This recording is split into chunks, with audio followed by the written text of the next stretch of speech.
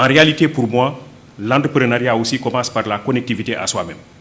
Cette connexion à soi. Et un des problèmes que nous avons, c'est que nous nous ignorons nous-mêmes.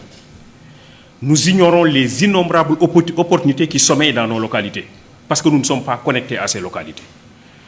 Dans les années 80, Abdou Diouf, qui était président de la République du Sénégal, avait mis en place la DIR. C'était la délégation à l'insertion, à la réinsertion et à l'emploi. Tout le monde se rappelle, bon, certains se rappellent de l'opération maîtrisard chômeur. Donc l'idée, c'était de prendre pour lui les maîtrisards en économie, qui étaient à l'université Cheikh Anta Diop. En son temps, c'était l'université de Dakar. On les regroupe en GIE et on les insère dans le tissu de production. Et lui pensait que si on le fait, on va rapidement accélérer la cadence en termes de développement économique. On a pris ces étudiants, on les a regroupés en GIE, tous des maîtrisards en économie. On leur a donné des véhicules pour le transport en commun, des terres pour développer la riziculture, notamment dans le delta, des boulangeries. Au bout de 2 ans d'exercice, pratiquement tous ces étudiants avaient fait déposer bilan, ils avaient échoué. Pendant la même période et dans les mêmes secteurs d'activité, des Sénégalais qui n'ont pas été à l'école française faisaient des miracles dans ces domaines, dans ces secteurs.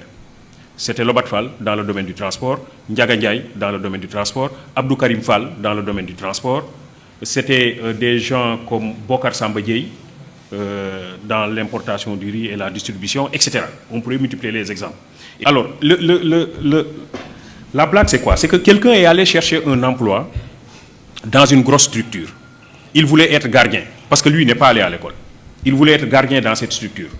Il s'est présenté au directeur des ressources humaines, qui lui dit, est-ce que tu as une adresse mail pour qu'on vous envoie le dossier à fournir? Le monsieur dit, j'ai pas d'adresse mail. On lui dit donc, tu ne peux pas être gardien chez nous. Parce que ça, c'est le minimum, il faut avoir une adresse mail. Le monsieur part et en rentrant, il voulait acheter une barre de cigarettes et il a vu qu'il n'avait pas de boutique sur toute la ruelle. Dit, ça c'est une idée pour moi, je vais commencer par une petite table et je vais vendre des barres de cigarettes. Il commence par cette affaire qui marche bien. Après, il vend des journaux. Après, des crédits téléphoniques. Après, il installe une boutique. Et après, il a un grand domaine commercial. Et un master en comptabilité est venu le voir pour être recruté dans son entreprise. Alors, et le monsieur lui dit, moi, je suis titulaire d'un master en comptabilité, je veux être recruté dans ton entreprise. Je veux que tu me donnes ton adresse mail. Et comme ça, une fois à la maison, je t'envoie tout mon dossier dans ton adresse mail, dans ta boîte mail. Et le monsieur lui dit, j'ai pas d'adresse mail. Il dit, toi, tu n'as pas d'adresse mail et tu es propriétaire de ce grand domaine commercial. Si tu avais une adresse mail, tu serais le plus grand opérateur économique du monde. Il lui dit, si j'avais une adresse mail, je serais gardien. En réalité, ce que je veux dire, c'est que c'est ça aussi l'entrepreneuriat. L'idée, c'est quoi? L'idée, c'est se connecter à soi. Et pour pouvoir interroger les multiples opportunités qui existent dans la localité, dans l'environnement. Nous avons un système de formation qui nous déconnecte de notre environnement et qui nous déconnecte de nous-mêmes. Parce que justement, l'école que nous avons héritée de la colonisation développe des curricula qui ne nous réconcilient pas toujours avec nous-mêmes. Et qui, pire, développe un complexe d'infériorité par rapport à l'autre. M. Diop parlait tantôt du benchmarking pour aller chercher chez les autres des choses qu'ils font et qui ne sont pas toujours adaptées à nos propres problèmes. En réalité, c'est cela aussi, c'est ce complexe d'infériorité. Les autres font, il faut que nous fassions exactement la même chose.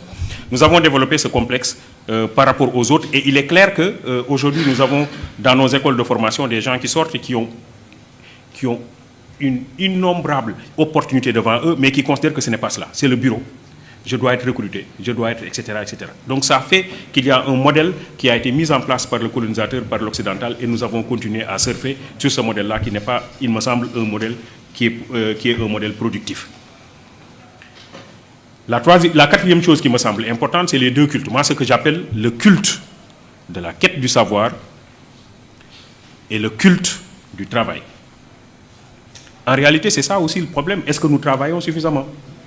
Dire si je veux installer une entreprise, si je veux que cette entreprise fonctionne, que cette entreprise donne des résultats, mais il faut que je considère que le travail constitue à la limite une vertu. Ce n'est pas seulement un gagne-pain. Il y a une dimension spirituelle du travail. Dans la Bible, et notamment dans la Genèse, Adam et Ève, ils étaient dans un jardin. Et Dieu leur avait interdit de toucher à un fruit, qui est le fruit de la connaissance. Un jour, le serpent est allé dire à Ève que si vous mangez le fruit, vous devenez aussi ou plus intelligente que Dieu. Ève mange et devient effectivement intelligente. Elle va voir son mari Adam et lui dit, j'ai mangé le fruit et je suis devenu intelligent, tu dois faire comme moi. Adam mange et devient effectivement intelligent. Dieu les appelle tous les deux. Il a dit à Adam et à Ève, venez vers moi, j'ai besoin de vous. Ils disent à Dieu, attendez un instant, nous sommes nus. Dieu leur dit, comment vous avez fait pour savoir que vous êtes nus? Parce que jusque-là, vous l'étiez, mais vous ne le savez pas. C'est que vous avez mangé le fruit de la connaissance que je vous avais interdit de toucher. Et alors Ève dit, c'est le serpent qui m'a poussé à manger. Adam dit, c'est la femme que tu as mise à côté de moi qui m'a poussé à manger. Dieu les sanctionne tous les trois. Il dit au serpent, tu seras l'animal le plus maudit des animaux de la terre, tu marcheras à plat ventre et tu mangeras de la poussière, je créerai inimitié entre toi et les autres animaux de la forêt et les hommes te blesseront la tête par le talon. Dieu dit à Ève, puisque toi tu as poussé ton mari à manger le fruit, désormais tes désirs porteront sur ton mari, mais il te dominera et tu enfanteras dans la souffrance.